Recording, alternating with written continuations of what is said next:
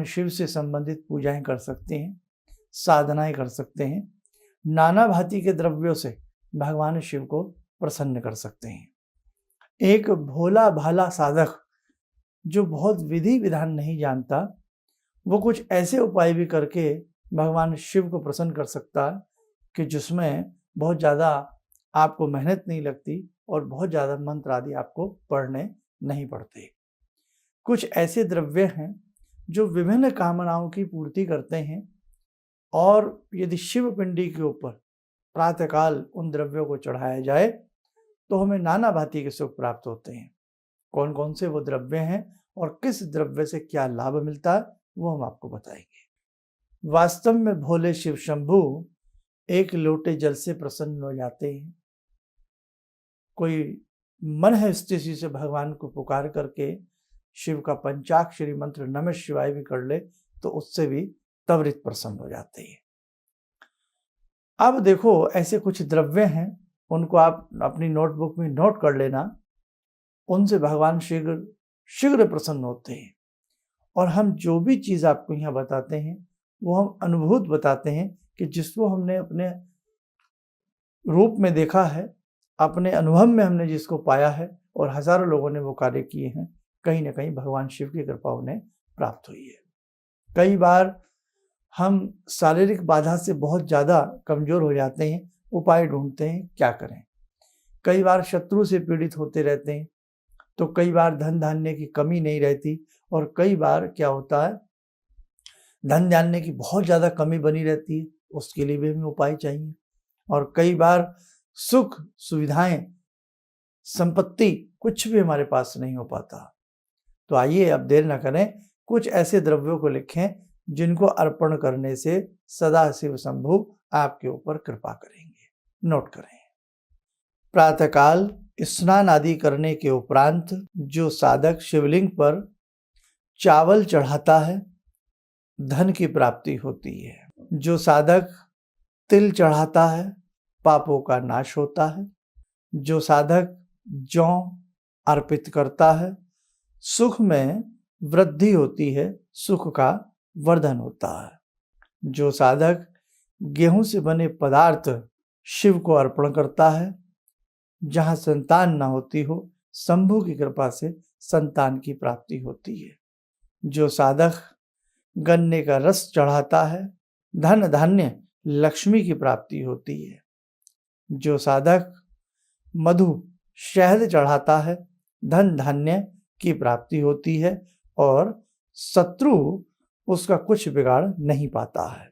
जो साधक सरसों का तेल और जायफल अर्पण करता है, उस साधक के शत्रु निस्तेज होते हैं, और शत्रु के ऊपर उस साधक की विजय प्राप्त होती है। तो आप ये जो जितने भी सामान हमने बताई हैं, चीज़ें बताई हैं, द्रव्य बताए हैं, या तो प्रतिदिन थोड़े थोड़े शिवलिंग पर चढ़ाया करें, उसके बाद शुद्ध जल चढ़ा दें, या सोमवार के दिन यदि आप रुद्राभिषेक करते हैं तो भी भगवान शंभु के ऊपर रुद्री का पाठ चलता रहे।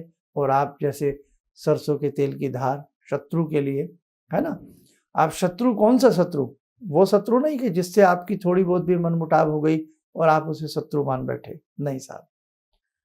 एक ऐसा शत्रु जो आपको हर तरह से परेशान करता है।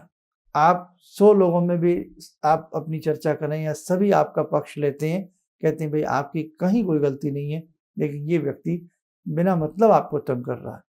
तो सरसों का तेल चढ़ाने से होता क्या है, भगवान शंभु के हम सभी संतानें हैं, उसको दंड नहीं देते, उसकी मति को ऐसा कर देते हैं, उसकी बुद्धि को ऐसा कर देते हैं, वो आपसे मित्रवत व्यवहार करने लगता है और आपसे भय खाने लगता है। समझे, उसकी बुद्धि को बदल देते हैं, उसमें मित्रता पैदा कर देते हैं। जौ चढ़ाने से हमने आपको लाभ बताया। इसी के साथ साथ फलों का रस चढ़ाने से, जैसे आप मौसमी का रस चढ़ाएं, 1 गिलास छोटा गिलास मौसमी का रस चढ़ाएं, धन धान्य की वृद्धि होती है। जो साधक अक्सर बीमार बने रहते हैं तो दूध अर्पण करें और रुद्री का पाठ कराएं, तो बहुत शीघ्र स्वास्थ्य के लाभ की प्राप्ति होती है। दुर्वा सत, जो बिल्कुल ही मरणासन में चले गए हों और बहुत ज़्यादा वो बेचारे क्षीण हो गए हों, कमज़ोर हो गए हों, हर समय परेशान रहते हो, दुर्वा का सत या गिलोय का सत और रुद्री का पाठ कराना चाहिए, बहुत अच्छे लाभ की प्राप्ति मिलती है। और नहीं तो जो साधक आमतौर से भगवान सदाशिव शंभू को प्रसन्न करना चाहते हैं तो प्रतिदिन पंचामृत चढ़ाएं।